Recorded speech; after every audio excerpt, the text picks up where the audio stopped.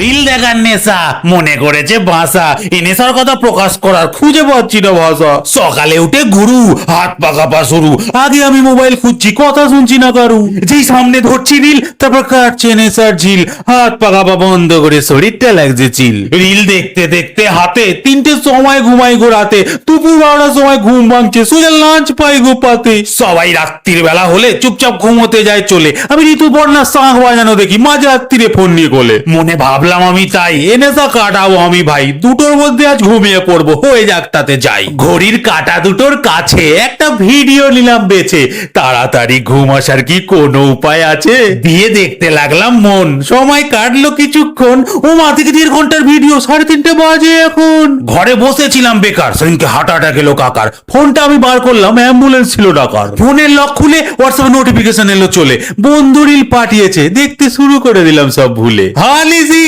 একা, সাইডে বোতল রাখা, মিলিনিয়ার গানে কি সুন্দর হানি সিং নাচছে দেখো কাকা। কাকা তো উল্টে পড়ে শুয়ে আছে বুক ধরে, অ্যাম্বুলেন্সকে ফোন করব না তাড়াতাড়ি করে। হ্যালো অ্যাম্বুলেন্স, এই রিলটা দেখে আসছি দাদা, একটু ওয়েট করুন প্লিজ।